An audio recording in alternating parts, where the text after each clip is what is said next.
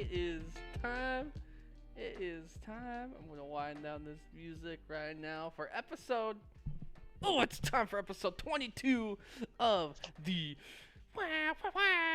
LFTG Podcast, hosted by your boy Refresh and your other boy.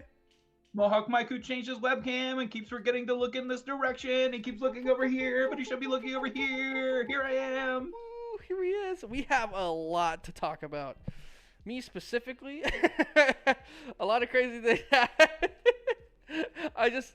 There's a couple of things we're gonna go a little ramble on tonight. But if you guys do not know anything about the show, it is a segmented talk show about different topics in the professional gaming industry. We have 3 different segments. We're going to start off with the quick scope, which is 2-minute little refresher on the topic that we have at hand, maybe a little bit of just a description of the topic, and then the reload, which is longer form discussion, a little bit of debates, and then obviously upcoming events that we are looking forward to watching, playing, or hosting.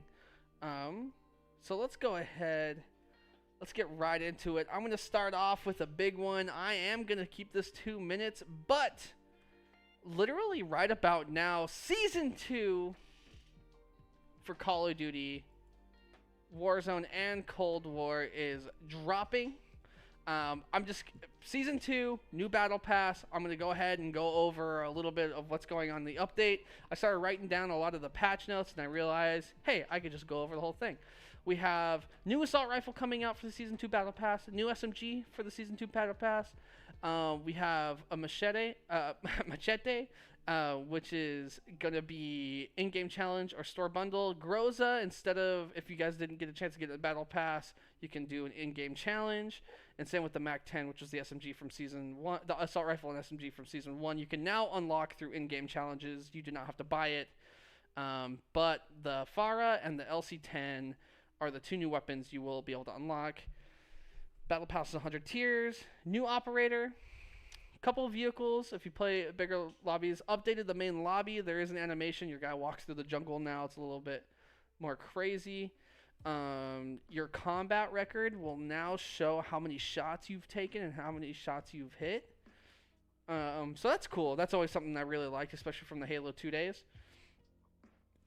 Prestige levels added 8 through 11.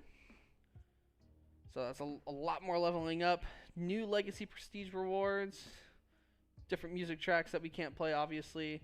But let's go ahead and jump into the multiplayer. Apocalypse is a new 6v6 map. We'll see. It's a 3-lane map. It actually looks pretty good. The overhead view, it looks pretty reasonable. I think it could be a good hardpoint map in the future. Something to keep You know I'm a huge fan of 3-lane maps. That's tried and true method. Yeah, the 3-lane maps is the only maps. I mean, Garrison's a 2-lane map, and I think it's a lot better than people say it is. But that's neither here or there. Cartel, they actually made cover adjustments to the bushes that no one could see through.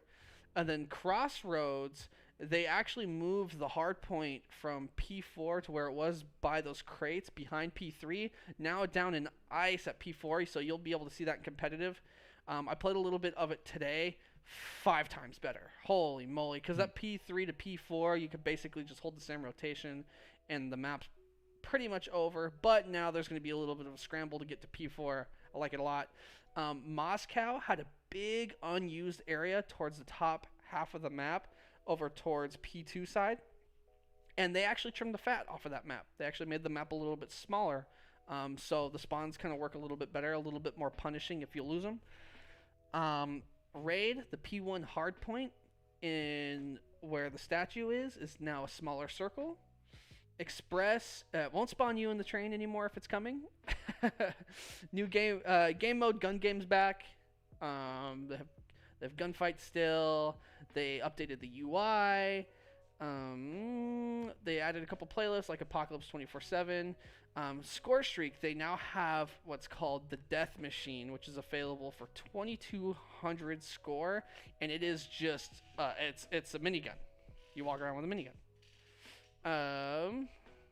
A bunch of different changes of streaks. A lot of the streak numbers have been reduced, so they're more likely to get earned. However, in league play, scorer streaks will now reset to 0 on death, and then players now only have access to the artillery and cruise missile. So I mean that's pretty standard for competitive. That's what people have been playing in the GAs. So they're doing a really good job at updating league play. They address some of the issues with creative class and the after action report. The new Outbreak Zombies mode is currently out, and then a bunch of updates to that. But yeah, that is what you have. They have more frequent challenges and added various crashes fixed to PCs. Overall, huge update. It was 30 gigs on PC. And the game runs a little bit smooth. I do like some of the menu changes they've made, especially the after action report. I do feel like they did a good job, and I'm anxious to play the new map. I won't be able to play it until the morning, but I will sure play it. I feel like all good news. As long as the update doesn't break the game, I feel like it's all good. The biggest takeaway there, like you said, especially with like ranked play, competitive play, like they're actively listening to the community. They're trying to make things better, and like they know that this is their peak time. This is their peak time for players, not only to be active, but also for player retention. So having a big update like this with new content in the middle of the new season as well, I think is a win-win. So long as, like you said, so long as there's nothing game breaking, then it's good. Yep, exactly. All right, let's go ahead and move on to our next topic. There was only one Halo tournament this week, so I actually decided to put it up towards the quick scope. Usually we talk a little bit more in depth about the rosters, but we had our season 3 open tournament number 2 for NA. And the winners ended up being Scared Money, which is Bards, Fluorosity, Rami, and Vetra. All players that LFTG as an organization we're familiar with. They played in a few of our events. And then we have BBB, or Baba Booey, which is EXO, Gold Star, JK, and Yorkson.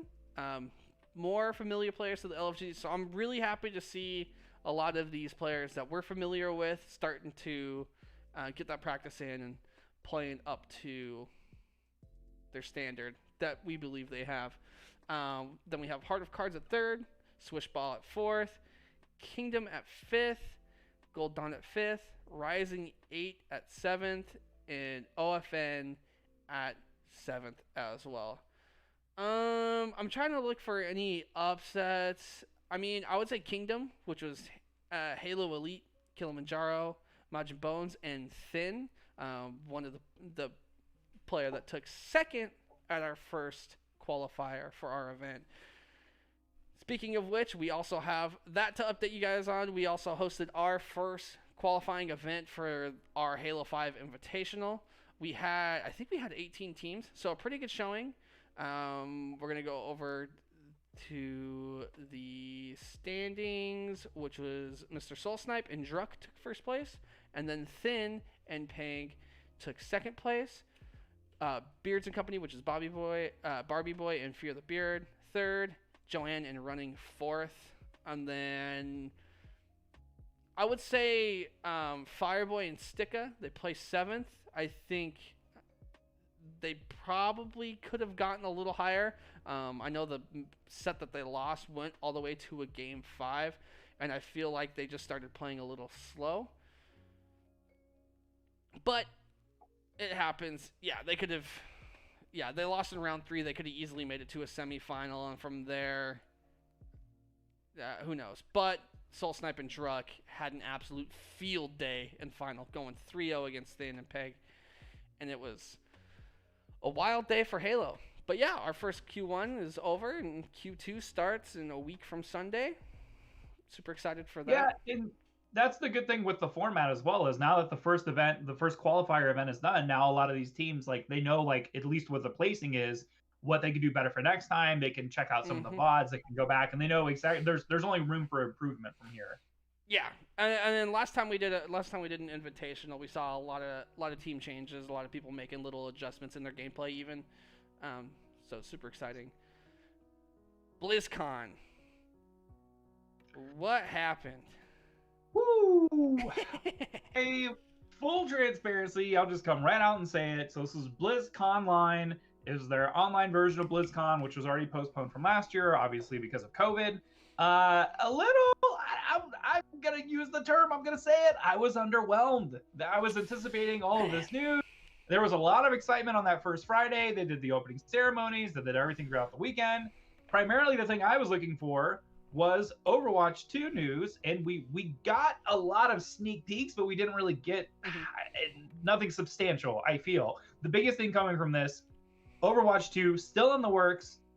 Don't know if it's as any kind of like target as far as like release date or you know when it's going to get rolled out actually into Overwatch League. So we are going with Overwatch, the original Overwatch, into the new season. They released the schedule and a couple of like new updates and changes for the season. The big one is that the kickoff is April 16th is when Overwatch League Season 3 is going to start. They're basically going to funnel it into 4 different phases, which will then lead into August, which will have the bracket style that we're all familiar with that will go into the World Finals. One of the things they did touch on, though, is that there's still plans for the North American teams to actually all relocate to Hawaii. That way, they have better bandwidth when actually competing with the teams in Asia and the other parts of the world, which I think is super great. That's super smart. We've talked many times before as far as like a lot of these leagues actually creating the bubble. We know also within the wheelhouse of Activision Blizzard, we saw the COD League, you know, they were talking about doing the bubble. They kind of have like a pseudo bubble just because a lot of the teams and a lot of players are located in and around the Dallas, Texas area. But Overwatch League at least realizing that, hey, like if we're going to have an online competitive league without actually having these players sitting across from one another, we need to balance the level, the playing field as much as possible. So relocating the teams to Hawaii is still something that's on their radar. Not 100% confirmed yet, but I think it's very smart. Otherwise, for Overwatch 2, we did see Jeff Kaplan mention that the snippets as far as esports were very small, but one of the biggest takeaways is they're talking about getting rid of the 2 CP, 2 control point maps, which would be huge. I personally, right now, with the event that's going on, it seems like they're experimenting with Capture the Flag, which I think could be a great alternative, pending they actually design map. I think Capture the Flag could be very, very good. I think it's hard because sometimes I feel like you can play in a way where you can stay alive for a very, very long time in Overwatch. So they need to find a way to make, like, if 2 players touch, like, the flag stealable almost, or like have it be like a one flag. So one of the unique things, I think a one flag would be very interesting, and you know maybe it's attack defense capture the flag, where it's like one team has the base and you know you have to defend the flag and the other team is attacking trying to retrieve the flag, instead of right now it's the traditional capture flag where it's 2 flags, you capture the team and you know you can swap flags around. But I do think it's interesting. One of the things, and I could be incorrect about this because I just played it last night, is that one of the things they've done is that you actually can't use your character abilities for movement. So like specifically like with Lucio, you can't like speed boost and run with the flag. Right. Or like I was playing Pharah and like I flew down and I grabbed the flag and I tried shifting to jump up and it wouldn't allow me to do it because you just have to run straight with the flag. Additionally, can you shoot with the flag? Yes, you can. Okay. Yeah, you can shoot with the flag, and it seemed like most players were. It seemed like the push, the general meta was like get Roadhog, because once you get Roadhog in there, obviously he can heal himself. You know, he's got a lot of potential to like get himself out of trouble, and he's very squishy. You know, he can take a lot of damage. He's very tanky. Right. But the other thing too is like, for instance, like if you drop the flag or if something prohibits you, like if you die and then try and run back and capture the flag, you actually can't. Another teammate has to capture it. It's not like Halo where you can just drop the flag, somebody else can grab it, or like if you like grab the flag and then something prevents you from running it back, you can't touch it again. It has to be another teammate. So you have to like synchronize your pushes. Yeah. So I like that. I think I had a lot of fun with it. Again, like we're just playing. There is a competitive ladder for Capture the Flag now for Overwatch. Oh, okay. And again, like I think they're experimenting with it. I've only played casually, but a lot of the games that we played were very back and forth. So I'm very much looking forward to that. And who knows what the future holds for Overwatch 2. We'll just have to wait and get more news as it's released. Yeah, that's awesome. Let's talk some about Nerd Street funding. Yeah, this one's crazy because I have a younger brother who we've always been into gaming together. He actually he's attended many MLG events with me and other kind of esports events around the country. He kind of fell out of it though, decided to go more like with his career path, still plays games on the sides. But he actually is the one who sent me this news. So this came out over Penswire, which is, major financial news network. He was just scrolling through for the day. He works as a financial officer at a bank. So when he saw this, he's like, hey, this seems like a pretty big deal. Nerd Street Gamers has raised an additional $11.5 million in funding towards all the future projects they have coming down the road. Now, this is important because they're over $20 million now raised as far as a lot of things they're doing. And they've already announced their major partnerships. For instance, we talked before about like Five Below. So Nerd Street is opening up these LAN venues, not necessarily like the size and scope of what we would call like an esports arena, but basically LAN venues that where they're hosting their tournaments live in person. You could play against other teams. They're obviously running the Valorant series as well for Riot Games right now. So obviously a big deal. They have a lot of huge partnerships. And the thing with Five Below is they're actually starting to organize, hey, if there's a Five Below location, we want to actually open a local host basically next door to it. They have huge plans for more arenas. I think it's like 3 or 4 more arenas throughout the rest of the year and into 2022. So again, like think of just how much impact Nerd Street Gamers is making right now, especially now with this additional funding, another $11.5 million. Like I think that more people are really seeing the vision. And even though we're in the pandemic, we talked about this before with Allied Esports potentially, they sold off World Poker Tour, maybe selling off their esports division. I think that even though we're in a lull right now, this is very, very telling of where the future is going to go once things kind of reopen and things are safer. Well, I think this is a good investment because right now you have your retail real estate space at an all-time low as far as pricing goes. So, as far as opening up new centers, finding that space for a cheaper price and space that you want is going to be a lot easier now. So I think they're taking advantage of the pandemic in a way where the market is not very good for commercial space. And so I do think this is a smart move. I would obviously love to see more centers like this pop up. I think LAN centers are a weird thing because they've gone popular, then down, popular and down. But I feel the one thing that we really have now is like true established esports, and that's not something we had before. So when an esport would die, sometimes we would see a LAN center die because they primarily revolved around a certain esport.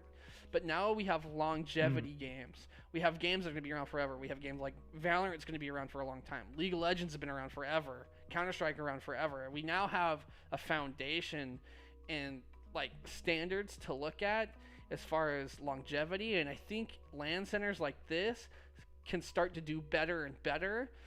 One, people are eager now more than ever to get together and play video games, and two, if you want to practice Counter-Strike, you know it's going to be there the next year, and you're going to have people, you're going to be able to grow a community rather than hope the game stays around long enough. But yeah, I think that's safe. Absolutely, yeah. I think that's all valid. I think another thing too that we didn't have previously before with LAN centers is that more access and visibility. Like it used to be like, oh yeah, I play Counter-Strike, I play this game online, but like not actually knowing that you had a local venue, like resource to the internet, social media, grassroots initiatives for events, even like looking at like say like Hearthstone with their tavern battles was like genius, one of the best ways to help grow. And I think a lot of these organizations and AAA titles as well are going to start feeding this down into these LAN centers as well. There will be more local growth for sure.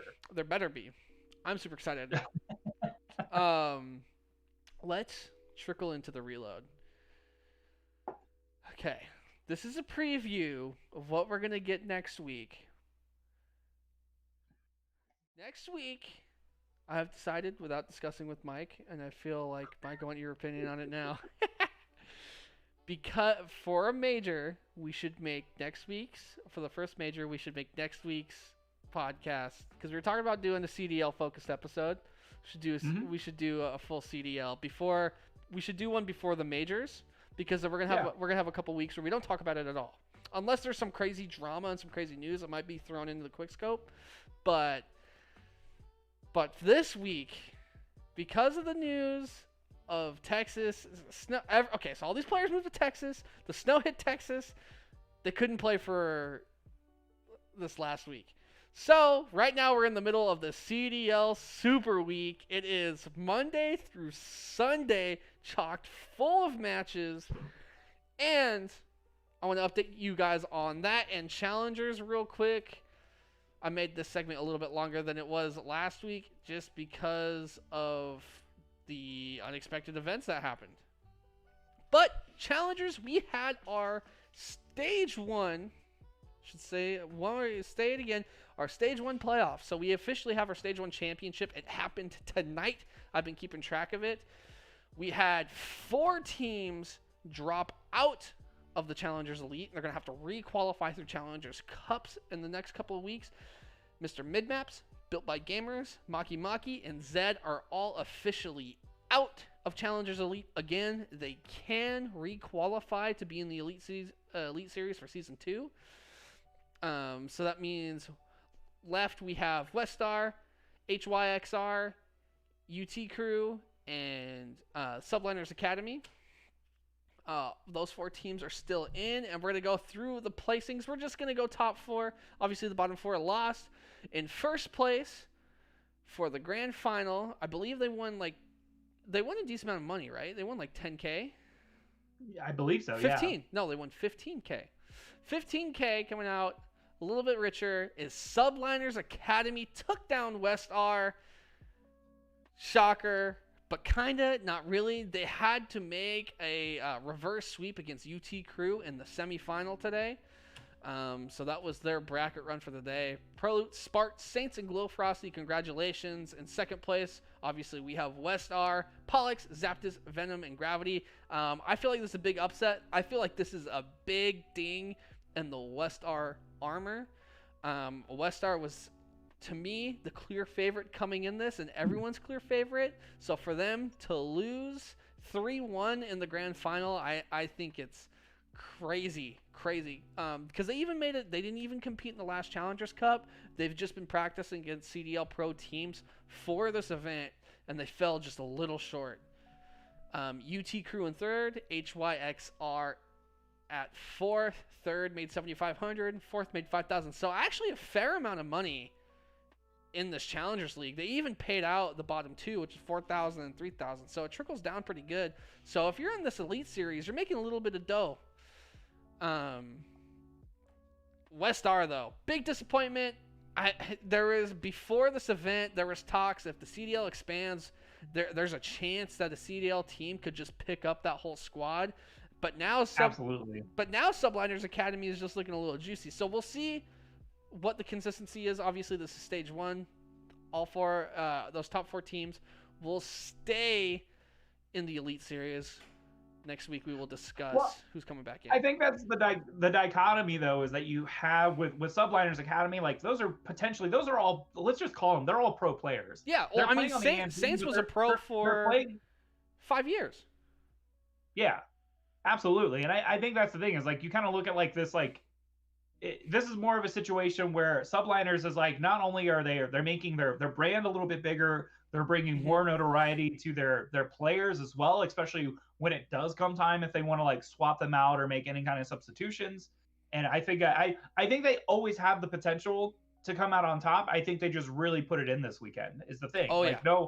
No disappointment to any of the other teams, but it's like this is like a fully supported pro team that just happens to be playing in the Challengers brackets. Yep.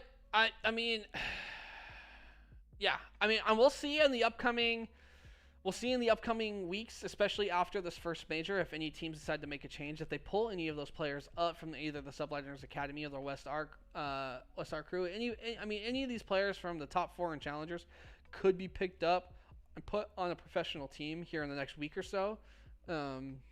But we shall see. Speaking of pro teams, let's just get into it. This is the part that's going to take a little bit more discussion. So last week we had predicted matches that were supposed to happen over the weekend.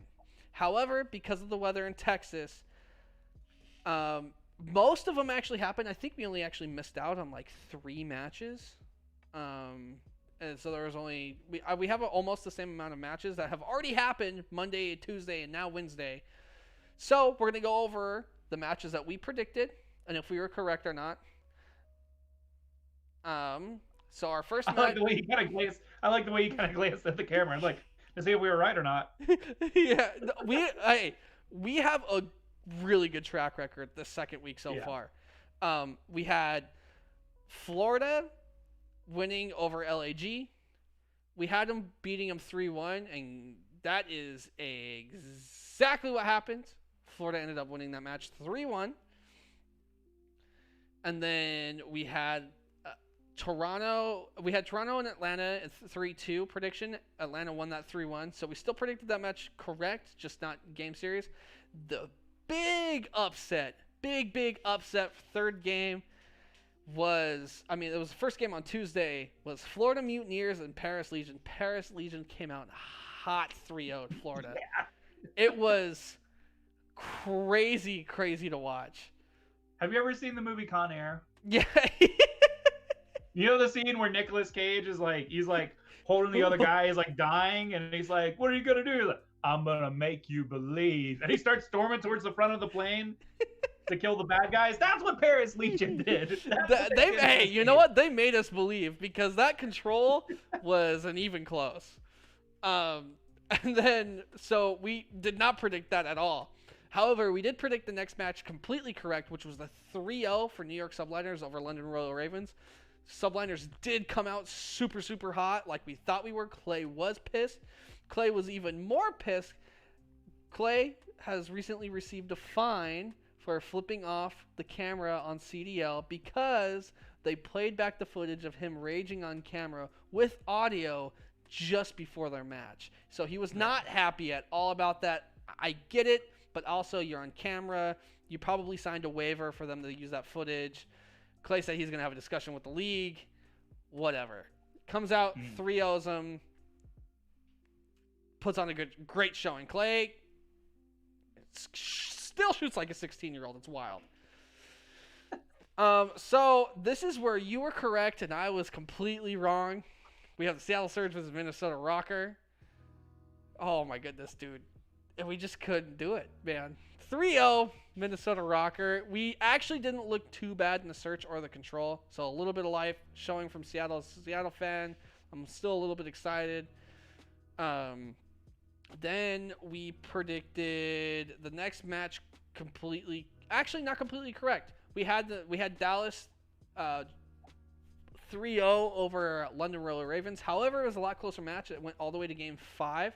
Dallas Empire ended up taking that, so we predicted the outcome of that correct. Then we had Seattle versus LA Thieves. We predicted this match correct. However, it was a lot closer than we initially thought. It went all the way to game 5 round.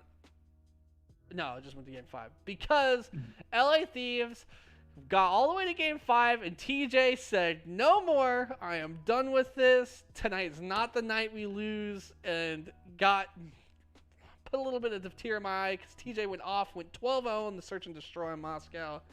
Ridiculous. Just stupid stuff. And then for the final match of today, we had this predicted correct. Actually, no, we predicted this one incorrect. We actually had Toronto with the Ultra with the upset over Chicago. Both of us had this, and we both got it wrong because Optic came out and smacked him in a 3-1. I think the last hard point was like 250 to 60 something. Like, it was not good. Those were all the matches that have happened. Biggest takeaway is Seattle actually looked a lot better against a team like LA Thieves than I thought they would. I thought they would play better against Minnesota. Minnesota was just too good in the search and destroy. Who knew that search and destroy? I'm so used to Seattle not winning those. But they have a new roster this year, so I guess I can expect greatness. Now, for the final bit of this, let's go over our new predictions. I have my piece of paper, the updated score. Mike, you have predicted 11 matches correctly. I have predicted 10, so you are still in the lead. Not still. You are in the lead now. We were tied as of last week, but you are up by 1. So Seattle. But that's a crime of passion though, because you rooted for Seattle, Dude. you rooted for the Surge. That's your team, so I can't. It's not like I'm gonna gloat because I predict I got one over you. The super week's not over yet though. That's true. I still got one more chance to screw it all up. But before we get to that match, we have New York Subliners facing off tomorrow in the first match against the Minnesota Rocker. I don't know. Minnesota, they looked good against Seattle, but it was Seattle. They also took down Dallas, but Dallas went all the way Game 5 with London, and London... I just... Here's the thing. There's a chance that Minnesota right now could be a top 3 team in the game. They're a sleeping giant, for sure. They are losing their mind. But New York looked like they pulled... Clay yanked that leash on that dog back. Everyone started picking up their kills, and they're all playing together. I just don't think... I think if New York wins, it will be a huge upset, and I just don't have enough confidence in New York to beat the Minnesota Rocker. You know what's interesting? I'm going to go out on a limb here. I think they're rolling super hot this week. I'm actually going to say Subliners 3-2 in this game. Oh. I think it's going to be close. It's going to be a barn burner. I hate to go against Minnesota, but I really feel like Subliners have a lot to prove, and they're just going to come out super hot. All right, and I'm going to go the complete opposite direction, and I'm honestly going to say it's not even going to be close. I'm doing 3-0 for Minnesota. Okay. It's just like I watch this Minnesota squad, and something's telling me that they're the real deal. Yeah. The next match on Thursday is going to be LA Guerrillas versus Optic Chicago. As of right now, I think this is kind of a no-brainer. I don't think LAG has what it takes. I think it's going to be a 3-1. I think Optic loses maybe the first hard point or the search, but I think it's going to be a 3-1. I don't see it escalating any more than that. That's tricky because I want to say 3-0 for Optic, but I feel like 3-1 is more believable. Yeah, and the trend right now seems the winning team a lot of the times have lost the first hard point. Some of these teams takes a little bit to get the wheel spinning, but I actually think it's going to be the search and destroy that Chicago might lose, just because of how iffy they looked on it. If you would have this next match, if you would have explained this to me about 2 weeks ago, I would have been a little bit more excited for it. But we have Florida Mutineers versus Atlanta FaZe. It's either Paris is the best team in the game, or Florida had a bad day. Best team EU. yeah, 100%. I don't see them losing to Seattle like London did. But I don't think I have zero faith in Florida right now. They have lost all confidence. I mean, maybe 3-1, and I think that's a good match. I was thinking the same. My gut tells me Atlanta 3-0, but my brain tells me 3-1. I think Atlanta FaZe will take. Yeah, I think 3-1's more natural, and that's giving them benefit of the doubt too. yeah. That's hoping they jump back in the form at some point. Yeah, that's being generous. Our second match of Friday is something that is very, very interesting now, considering how both of these teams have played. We have the Toronto Ultra, which recently did pretty well against FaZe, versus Paris Legion, which... Oh, wait. Oh, I skipped a match. Oh, what am I doing?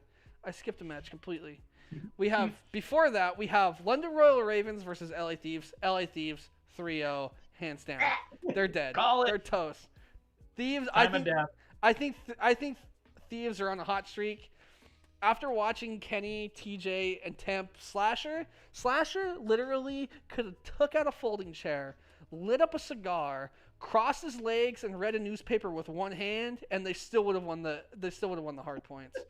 The other three on his team are crazy. I mean, Slasher 100% doing his job, doing his part, getting all those kills, but the other three were just in the faces of Seattle today, looking. Just making plays. They didn't have good strategy. They won simply off their talent today, and I think that is going to be enough to beat London. 3-0. I agree. 3-0. Yeah, London just looks like they're in really bad shape. I'm not sure exactly what it's going to take to get them out of that slump, but yeah, I got to call 3-0. And they have to win. They have to win this, or else they're going to be starting out in the losers bracket. Yeah. Now back to what I was saying earlier. This is probably the most exciting match on Friday. We have Paris Legion versus the Toronto Ultra.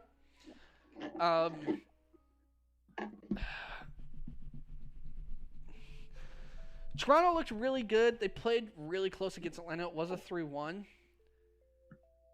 Paris seemed organized. And that's something I feel like in the current game that we are playing, organized can win games. I feel like Toronto is just as organized, which is scary because FaZe is a damn good team. This is the biggest probably toss-up of the prediction so far, and I really feel like Paris needs to make me a fan. I don't know that I could go against Toronto though. That's the thing. Like, I'm gonna go with my prediction first. I'm gonna say Toronto 3-1, and I think it's gonna be a very close 3-1. I was gonna say Paris 3-2. Okay, different again. Some of us is losing. One of us is losing. I'm gonna have to make a meme of Nicolas Cage from Con Air to "I'm gonna make you believe," and then tweet at them, and then get no retweets, no likes because we know how poor their social media. Dude, they went from not tweeting to winning, and it blows my mind. Yeah. The next match I think could be fairly exciting, but we've seen them play before. We saw them play at the kickoff, which who knows? Because New York looks like a completely different team, and they are playing the Dallas Empire. I mean, we saw them at the kickoff, but I was doing predictions off of the kickoff for the first week, and I feel like I was completely wrong. I feel like I had zero clue what I was talking about after watching the first week of Call of Duty. I feel like this is the highest skill level we've ever seen in Call of Duty, and all these matches are kind of a toss-up. I do have Dallas not willing to lose, so I have them winning 3-1. I was going to say exactly the same thing. I think Dallas, I can't root against Dallas right now. I'm going to have to buy some hoodies. I'm going to have to buy some jerseys. I'm going to have to support that squad. They're just, I cannot root against them this season. We are close. We have made it to Saturday. First match on Saturday is Paris Legion versus the Atlanta FaZe. I can't. I'm not going to go against FaZe this week. I refuse to do it. I did it with Optic. I refuse to do it again. Atlanta FaZe 3-0. I'm gonna say I gotta go Atlanta as well, and I feel like 3-1 is more of the story. I could see it maybe go 3-2 again, like writing off this new, kind of like boast of confidence. But I'm gonna say 3-1 Atlanta. Next match on Saturday is pretty interesting. It's LAG versus Toronto Ultra. I feel like Toronto's just a little bit more organized right now. I have them going 3-1, and I feel like it's going to come down to the search and destroy, whether if apathy on LAG is going to be able to come through or not. But I feel like Toronto is really good in the respawn, so I'm going to go ahead and say Toronto. Oh wait, did I miss one? Dude, I did it again. I'm going to say, okay. Well, let me just real quick. I'm going to say in that matchup, I'm going to say Toronto 3-2. Okay. So we have Toronto winning then. Yeah. All right, jump back an hour or so. We have the London Royal Ravens versus the Minnesota Rocker. I did it once. I'm not doing it again. Minnesota Rocker 3-0. And I'm doing it based off of Seattle math. I'm going Seattle beat London, and Minnesota destroyed Seattle. Minnesota 3-0. Minnesota absolutely 3-0. That's the Seattle math right there. Speaking of Seattle, our first match on Sunday is Seattle's final match before the major, and this is going to have to be a must win. They're playing the New York Subliners. They let me down once. I knew they were going to lose a second time. But will they let me down a second time? I'm going 3-1 Seattle. I think they're going to come out hot. I feel like this one's tricky. I want to say Subliners. I want to say Subliners 3-2. I think it's going to go one way or another. It's either not going to be close at all, but I feel like Subliners is playing super well is the problem. That's the thing. It's like I feel like Subliners it could be a stomp, but not as much as a stomp as we saw from Surge earlier this week. So I'm gonna say it's like 3-1 or 3-2. I'm gonna say 3-2 subliners. I'm gonna give the Surge the benefit of the doubt.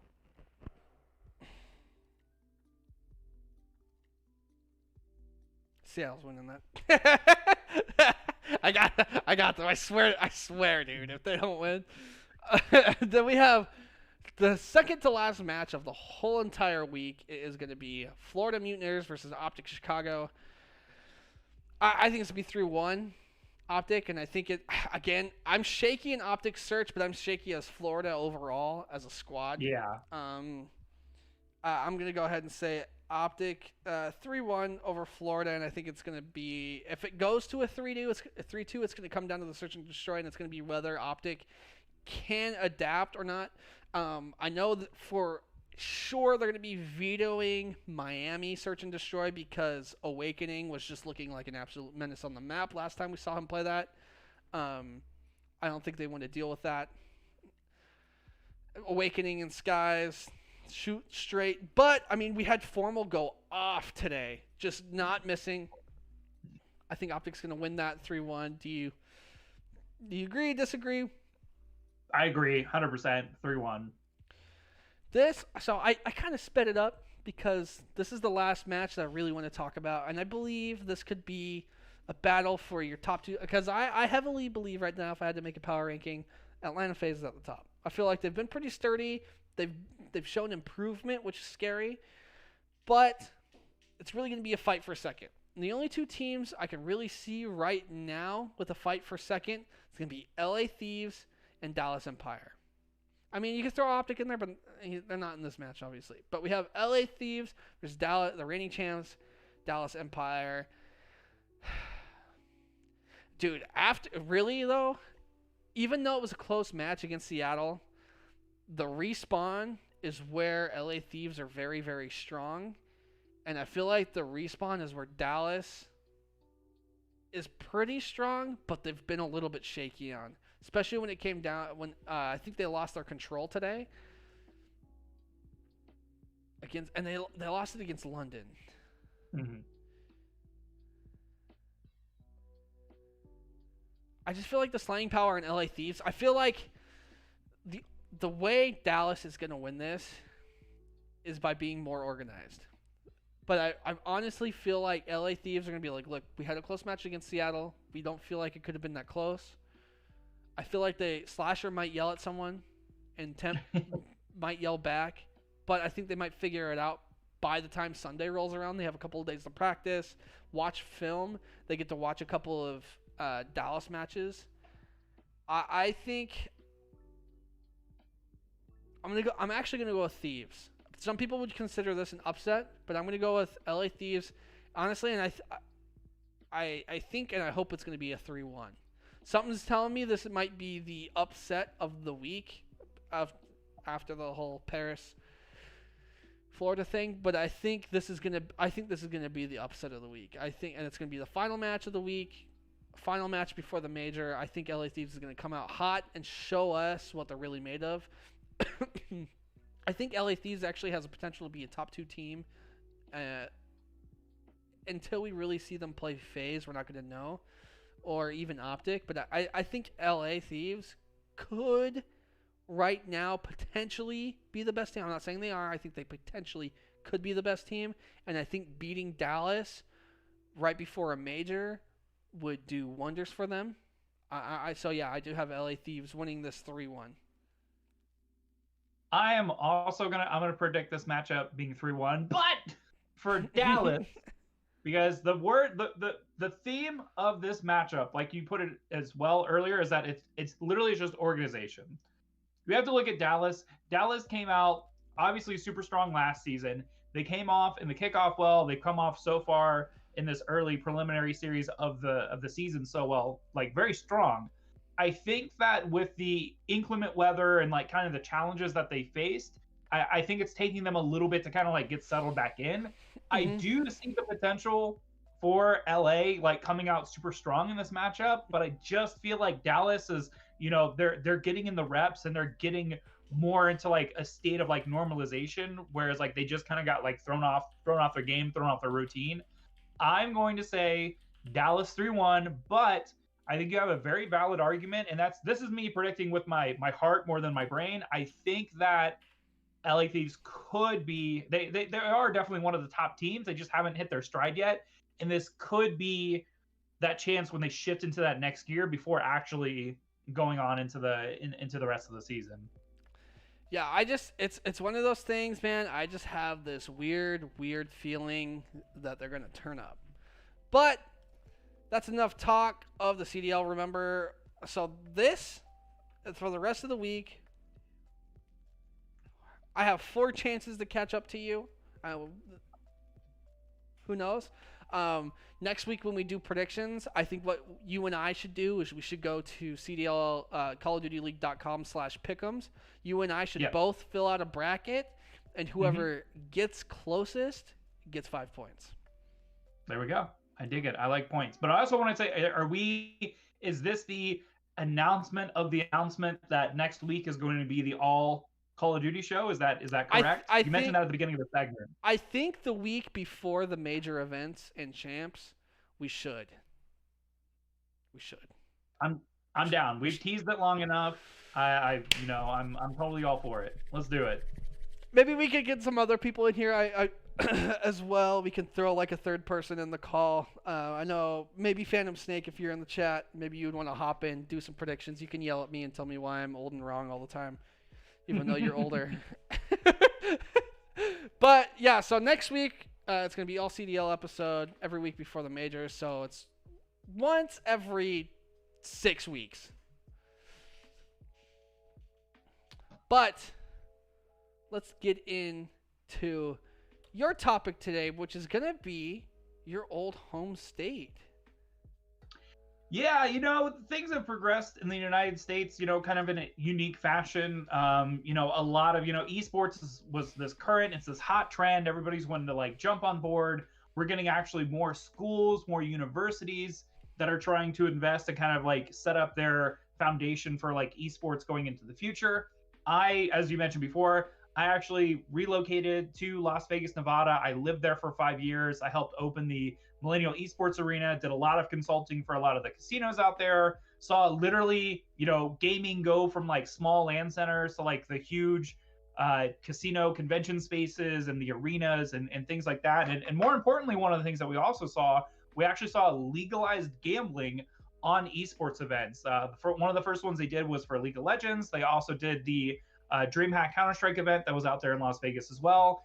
And what's interesting about this is there was an article that I saw earlier this week that's actually saying like, is Nevada overall poised to become like the home for esports within North America? And that's how I want to lead into this topic, is that there's a lot of things that are happening behind the scenes that I'm not sure people are fully aware of that I think is. And you look at like Los Angeles, you do have Riot Games, you have Blizzard, you have, all of this esports infrastructure. A lot of the studios are out there, like ESL had their location in Los Angeles, but I really feel that Las Vegas is going to be the future home for esports in North America, just looking at kind of their growth and kind of the infrastructure that they're setting going forth. And just another prime example of this is we actually have the senator of Nevada is proposing some new regulatory board for esports within the state of Nevada. And the reason you have to look at that as being very interesting is preparing for the future is they're already of the mindset that they wanted to have legalized gambling. The casinos themselves have they've been developing what they call skill gaming. So right. Skill gaming is instead of playing a slot machine, instead of playing cards, it's literally you playing a skilled game against either a computer AI or against another player. Right. So like specifically, one of the things that I got to see, one of the things that I actually got to see and kind of got to look at a little bit and get hands-on with is like you have developers like Konami that make gambling machines. They make slot machines and things like that. I've actually seen where it looks just like a normal arcade cabinet that had Soul Calibur 2 that you would put real world money into, and the farther you got in the actual single player campaign, the more it would pay out to you. Additionally, I've also seen actually out, this was already out on the casino floor before I even like moved away from Las Vegas. You had Pac-Man versus where each player at the table would put in 5, 10, 15, whatever the stake was. And then the winner of that game of Pac-Man would actually collect that money. The Right. house would take a little cut, but seeing an actual regulatory board like proposed, I think further perpetuates. I think that Las Vegas is a little bit farther along. Yeah. We see that there are major esports facilities proposed in other places around the country. We're seeing like Atlanta, we're seeing Philadelphia, we're seeing Chicago, but I really feel like this is just the next like notch in the belt, so to say, as far as esports becoming more mainstay and specifically looking at Las Vegas as being the hub. I think esports betting if esports really wants to even come close to touching viewership, engagement, I feel like esports betting, I mean, I'm not saying that everyone should go out and they should be sports betting and they should do this. There's clearly people that shouldn't be, but I do feel like it does help build community and it does create more interest from different viewers. I've seen a lot of people get into different type of traditional sports through esports, through sports betting itself. There's people that have never watched the NBA but either joined a fantasy league or started sports betting based off of numbers. They got way more invested into that sport. I do think Nevada has very good grounds to grow that, and Nevada has. You obviously have stuff that's close to the Strip. The Strip's pretty small, but Nevada has a lot of space to be built on, and there's a lot of things that can happen in Nevada that could be fantastic for esports. And I think them being in that environment makes sense. I do feel like other states do need to catch on. Washington, there's been a little bit of talks about esports betting because casinos are a big thing out here. Obviously, they're not what they are in Vegas. They don't have like the big hotels, but there is a lot of little casinos here, a lot of them. But I do feel like Nevada is stepping in the right direction. I think the other factor we have to look into is like this is potentially it's kind of like pushed forward as a recovery plan for the actual city of Las Vegas. Obviously, right. the pandemic has shut the city down. You know, a lot of the casinos were shut down for a very long time. All the convention spaces are completely like null and void. There's so many employees that are completely out of jobs. Like once things get safe after, you know, a couple of months, maybe another year down the road, we talked about it. Level Up Expo was already planning on doing their event in July, and now they had to postpone as well. I really feel like with this regulatory board and actually the Board of Tourism really pushing to bringing these larger scale events and giving people another reason to come visit, because we were already in this kind of transitional period already. Like a lot of the, you know, so-called, we'll just go ahead and use the term, but a lot of the baby boomers, a lot of the older generation that were flocking to Las Vegas, specifically for gambling and for the shows and, you know, the buffets and things like that, not necessarily what this younger generation is right. kind of catered to, and they're the ones with the disposable income. So giving them yet another reason to come to Las Vegas, I think can boost economically the whole city and kind of help them recoup all of the funds that they've lost previously with everything being shut down. I agree with you 100%. 100%. I feel like you're on the right track, and I feel like Nevada is definitely on the right track. Speaking of state, let's talk about the state of the FGC. Yeah, we kind of did this once before a few weeks back, and, you know, kind of talking about, you know, the fighting game community specifically is in a very unique position because it was born and bred in the arcade. It was all, you know, personal interactions. You know, a lot of these events, like if you look at like Evo or like a Combo Breaker or a CEO, like a lot of these events grew from like very, you know, smaller events to these, like, you know, large, almost convention like kind of atmospheres. And the thing that's been interesting with the pandemic is like all of the popular games that were hosted online aren't really the games that people are looking to anymore. So specifically, the first thing that I wanted to bring up, and again, like I'm 100% full transparency. Anybody can call me out when I make a mistake or if I'm wrong. And the majority of the time, I'm the first one to actually make that declaration myself. Capcom Cup, I remember when they announced earlier this year that it was going to be hosted in the Dominican Republic. It was going to be hosted at the Hard Rock Hotel. They were flying the players in. It was going to be a live in-person event. I somehow missed the news that, you know, weeks after that announcement that they actually declared that they were no longer going to be doing that primarily just due to safety reasons. And instead, what they did is they broke up. It was a series of exhibition matches that were played along the regions of all the different Capcom Cup qualifying events already. The reason I really specifically wanted to bring this up is that it was really fun to watch. The broadcast was fantastic. It didn't feel like Capcom Cup finals. It didn't feel like this culmination of something that built up and now this is the finals. But more specifically, the reason they had to structure it like this is because specifically Street Fighter V does not have the best online netcode. A lot of these players couldn't even play outside of their own region. So they specifically like structured it like, here's North America, here's Europe, here's matches from Asia. And the reason they had to do that is kind of like this like tongue-in-cheek, like Capcom kind of letting people know like, hey, like we can't host an official online tournament that is global. That's the whole point of Capcom Cup, because we don't have the infrastructure and the game doesn't really in a state to really do that. Exactly. So we did see like there were a lot of really good matches. I specifically wanted to mention the last match on Sunday was Daigo versus Gachikun. Gachikun, a previous Capcom Cup champion. Daigo did win that series, and they had played, I think it was the first two, it was weird. It was like a 1-6 or 1-7 as an exhibition in Japan, and Daigo got smoked. Like Daigo like only won one game. Like Daigo seemed like he's kind of been slipping a little bit. Daigo ended up beating Gachikun, the previous Capcom Cup champion, and Daigo 2 days prior actually had an accident where he fell down in his home and he actually broke his pinky. So he's literally in a partial cast, played his matchup online, and still beat Gachikun. And it's like just the legacy. The rise of Daigo again. Just the legacy of Daigo. Yeah, something else, just another like page to like add into the book of Daigo. Like incredible moments. But so we go from Capcom Cup, you know, what's supposed to be the culmination of Street Fighter. It's supposed to be like the World Championships. Feels a little lackluster. We don't really get that full feeling of like fulfillment, like everything built up to this moment.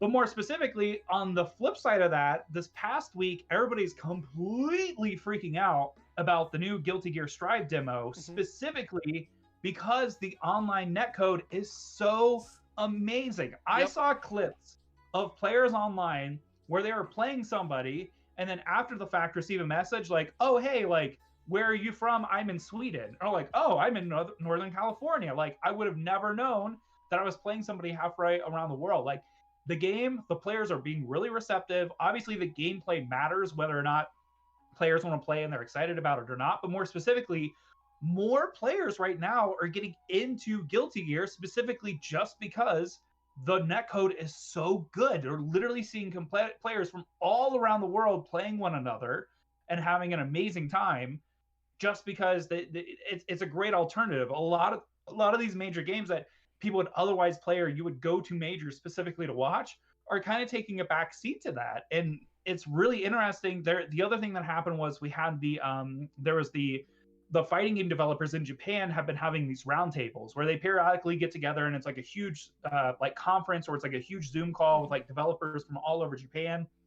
And none of them really mentioned anything about rollback netcode. There was specifically a question that was posed about like, you know, how do we get more players to play online and what are the issues with that? And they're like, oh, well, if they're playing on Wi-Fi, they're doing it wrong. Like players should not be playing on Wi-Fi. And it's not a matter of playing on Wi-Fi. It's if I physically have the cable connected and I'm sitting here in the United States trying to play somebody in Japan, it's the netcode does not support that. It's literally too laggy. You can't do it. And it's interesting that we're seeing there's like this shift right now where it's like a lot of people within the fighting game community would play these bigger marquee titles because of like prize pots and the prestige and, you know, the player base and things like that. But now we also had this past weekend, we had Quarterly Report. Their third online event had over 70 tournaments for things like Neo Turf Masters. They did Windjammers. I got brought in to do Windjammers commentary last second. Rivals of Aether. They had all of these games, and like the players are finally discovering just because a AAA title is like shoved in your face and that's what you should play. Play what you love. Play the games that are actually supportive, especially in this like all online, you know, kind of environment we're playing in right now. And I think that's really going to change things going forward. Netcode. Get that into your heads because that is what should be, especially in the FGC, man. There is nothing worse than feeling like in a 1v1 match you can't do anything because the system's not allowing you to. Provide an environment where you're playing competitive, casual, there's no excuses, not choppy, not laggy. I mean, like you said, we see even a game as old as Melee has third party has come in and developed good netcode and made it really, really playable online. I think netcode is something that the FGC needs to really put a priority on. They need something. I don't know what discussion needs to be happening, and I feel like the community on these roundtable discussions, they need to be a little bit more aware of what's happening. I mean, it's crazy like, to me. Why didn't they bring it up? If any of these developers were to simply look at Twitter, if they were to look at any of the feedback the community is giving them right now, they would realize that the online experience is not what these players are looking for. If you are paying good money, if you have $60 to spend on a title for a game that you're looking at playing for the next couple of months, next couple of years, and especially with like not even concluding like DLC and stuff like that, like if you can't physically play the game, then why spend the dollars on it? When you have these independent developers, you know, Guilty Gear Strive, when they first talked about the game and were kind of releasing the demo to people, all they said, roll back netcode. We need to be able to play the game online. And that was even before the pandemic. So the fact that they listened, like the Guilty Gear devs were like, okay, guys, we got to go back to the chalkboard. It's going to take us many more months. It's going to push back development, but we need to do this. Like, that's what needs to happen. And especially because this is all an afterthought. And it's just the pandemic is putting more of a spotlight on it, and hopefully that'll push more. Yeah, I mean, these developers really need to open their ears. They need to pay attention to Twitter, see what people are complaining about. Obviously, you need to be able to logically point out people just complaining and people having, and it's kind of up to us as the community. Not only do we have to state the problem, we also have to create a solution as well, something reasonable. I feel like that's why Twitter and the community doesn't get really paid attention to, even on something on Reddit. I feel like we're really snappy on the problem, but we never really present a solution. But something like this has a very easy solution. I mean, we don't understand how much time, how much money it takes to create a good rollback netcode. But in our eyes, we see a lot of people doing it for free for some games. And we're thinking something is structurally as big as Capcom. Maybe they can put a little bit of resources aside and try to grow their community even further, because at the end of the day, community is why we play. Community is what it gets us all together. You know, that's why we play. We don't, I mean, obviously it's fun, but we also play because we like to make connections, and rollback netcode just make those connections a lot easier. I do want to take a sub moment here, and I want to give a shout out to Senator Ben Kekefer, who we mentioned earlier about the proposing the Nevada Regulatory Board, is actually in the chat. Thank you very much for tuning in. You guys could go follow him on Twitter. Definitely very exciting. Like I said before, like that's gonna do huge things for the state of Las Vegas, and I think that's gonna actually that's gonna be the proof that's the proof of concept going forward for, you know, bigger esports in North America as well. So yeah, and hopefully other states can follow in the footsteps. Thank you again for, I mean, obviously you're trying to benefit your state, but you're also benefiting the gaming community as a whole, providing something like that. So thank you for that. But events is something that we need to get moving into. Is getting late in the night. IEM happening this weekend. Talk to me. It's crazy to me that it's been, to me now, like mentally, like we've been officially a year living in the pandemic.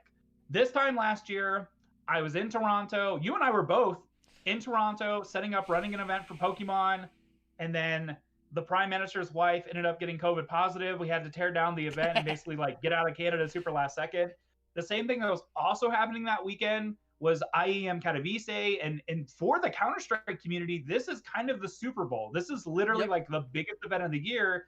Everybody looks forward to. Last year it happened, but in an empty arena, which was like a very kind of like weird thing to say. Again, like viewership, like we're talking millions of viewers online watching this event, but now like here we are, we're officially 1 year from the start of the pandemic and live events, you know, not happening. So IEM Katowice, again, even if you're not a fan of Counter-Strike, this is the time to watch. This is the biggest event of the year. Some of the biggest teams out there. And specifically, like, we have a lot of the old storylines. Like we have Virtus Pro, we have Team Liquid, we have a lot of these like major heavy hitting teams.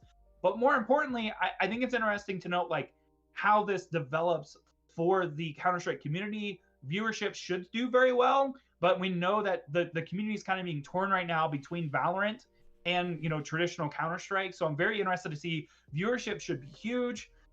There's a lot of great storylines, and again, like IEM Katowice, always amazing production. You guys should definitely check it out at some point, even if it's just the VODs. But I'm curious to see, do you think that we will actually peak over 1 million concurrent viewers like we have seen before, or do you think that we're kind of getting split amongst other things happening? I don't know, man. CDL Super Week's out.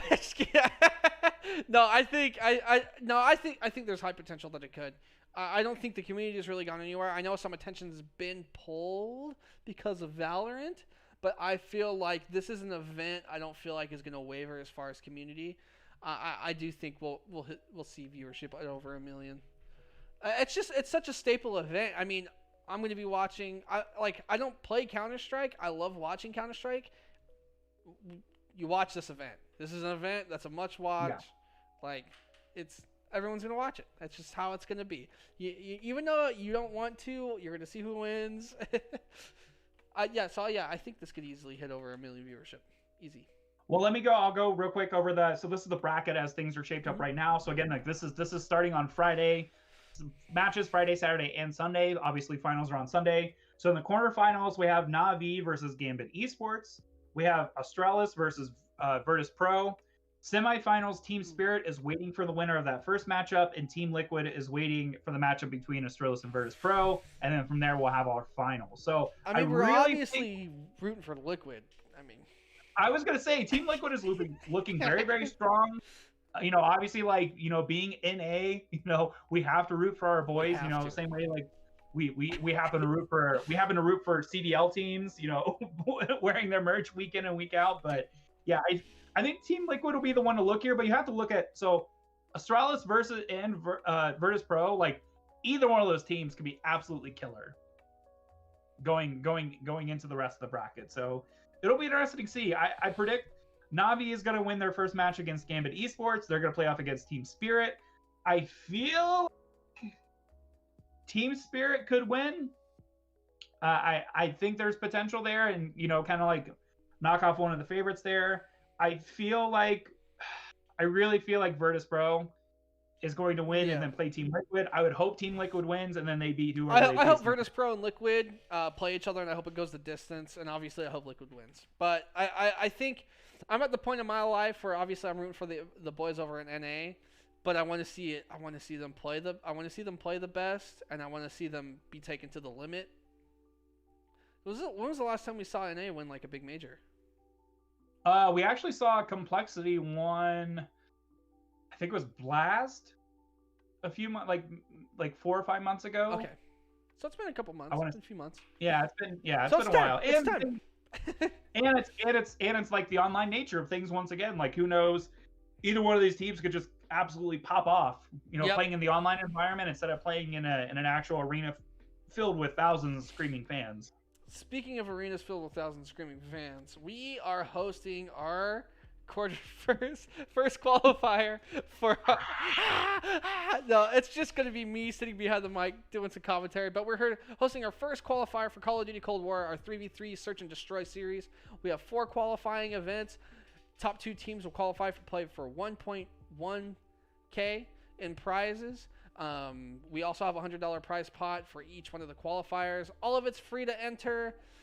Make sure you go to lftg.com/events. Click on the picture of Call of Duty. You'll join our Discord. Put your team name and Activision IDs and the 3v3 signups. If you guys have any questions, you guys can post them in our Discord. It will be streamed live Sunday at noon at twitch.tv/LFTG official, the place that you're watching this right now. Speaking of Call of Duty, we also have CDL Super Week. We talked about it all day today. I'm just going to leave our banner up because we talked about the CDL enough. Obviously, watch the CDL this week. We're going to be watching it tomorrow, and we're watching it the next day. The next day, I might even be watching while hosting mine event. I'm going to try not to, but Seattle plays on Sunday, so I can't help myself. And if they lose, I'm going to be super, super sad. I might rage in commentary. So tune in on Twitch to us. And then obviously youtube.com/Call of Duty League to catch all your professional action. How has COD League's viewership been the last couple of days? Fire! It will be noon. At noon on a Tuesday, it'll be 60K. That's pretty nice. For noon on a Tuesday, that's... Yeah, and then you get your last match, and then when Optic playing, they'll hover past 100 during a weekday. When was the last time you saw a tournament during a weekday at noon be at 100K? It's like, that's good. Yeah. Not in Call of Duty. I mean, I think just this shows that the pull YouTube can have. I think a lot of people thought YouTube was underrated as far as like how viewership was going to go. Everyone's like, oh, we're going to be losing all our viewership. It's grown. Call of Duty is that game that just lives on YouTube, whether it was the phase cam back in the day or the old Optic montages all the way now to vlogs. And Call of Duty just lives on YouTube. We're in that world. I'm curious to see how OWL does on YouTube this next coming year. Yeah, I think that's the thing with COD League is it's still fresh, it's still new. Like they're changing formats, they're changing games. I think Overwatch League, especially having some of their top talent be pulled over to Valorant as well. Mm-hmm. We'll see. It should do well. They just need to market the crap out of it, man. Yeah. They really need to work together with the CDL guys and really figure out the formula to get both of them popping at the same time. Mm-hmm. Maybe if I'll have a favorite Overwatch League if someone in Seattle buys one.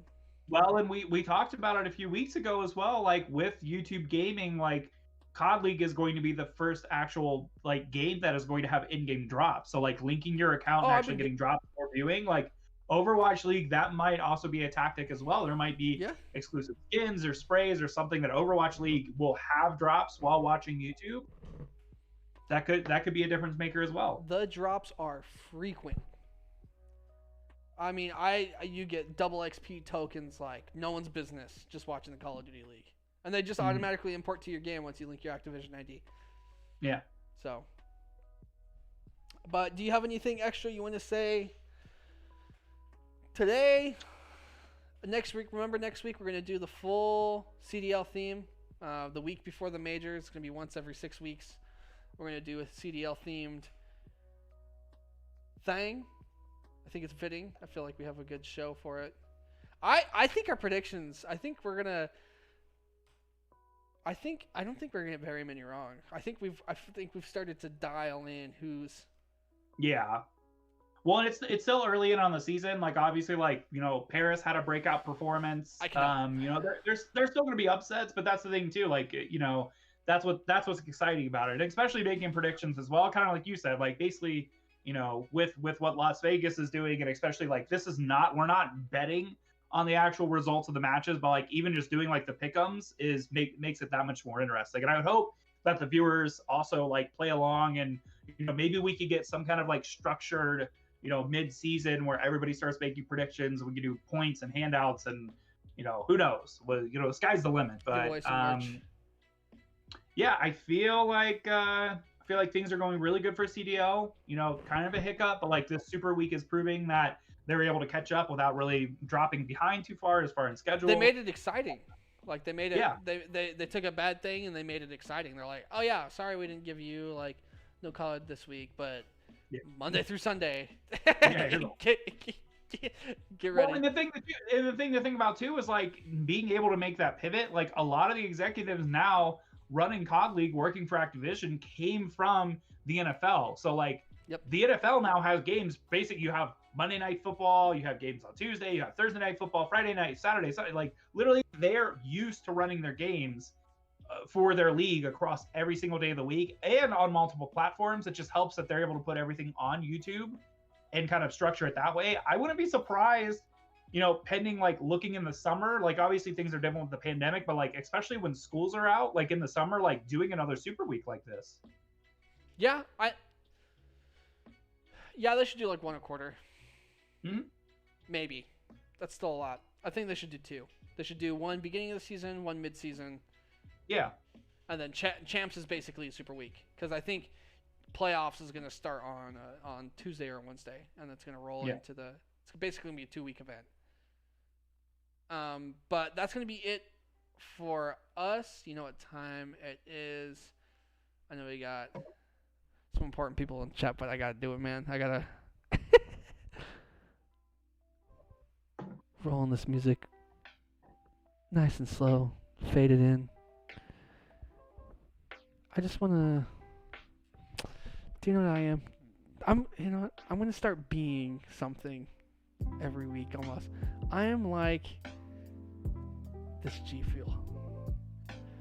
You pour a little bit in, CDO comes out, super weak, shakes the cup up, gets me all hype. I start running around. And you know what? I don't crash because I've been on this viewership high now for 3 days. It's Wednesday and I still have a lot of energy, and I think the podcast is a super way to roll down, get all my thoughts out, get my one good night of sleep a week, because I can express myself. And Mike, you can disagree with me about some match picks, and I get to have a little bit of a freak out. And it makes me, I get all my energy. I'm like a toddler now. Now I went from being a G Fuel cup to being a toddler. Here's a playground, little Alex, just run around with your hands up in the air. You might get some wood chips in your socks. It's going to hurt a little bit. You'll get them out when you're done. When you get in the car, just don't touch your face after touching the dirty slide and all the handrails. Just don't touch your face. Just keep your hands around, get some hand sanitizer, get it all. And you know what? You know the hand sanitizer is this podcast. It cleans all the dirt off of me, and I cannot wait until next week, episode 23. I have been your host, Refresh, sitting next to me, kinda, not really, maybe one day. It's Mohawkmike. It's Mohawkmike. Thank you guys so much for watching. We tune in next week, kind of the same time. We don't really have a time, but Wednesday nights we will be sitting here for the all CDL show. Oh, okay, I cannot wait. I'm gonna do full bracket. We're gonna do full bracket predictions. It's gonna get crazy. It's gonna get dirty. I'm gonna yell a lot. Thank you guys again. Make sure to tune in next week, and bye-bye. Bye-bye. Gotta see if I can order my Dallas Empire jersey before then. You're not ordering Dallas Empire jersey. I refuse to let you order Yeah, Dallas. I am. Why? Yeah, I am. Why? You just want them to sell hoodies, huh? Dallas is the best. Dallas #1. Yeah, we'll see. Now, last match, LA Thieves taking it.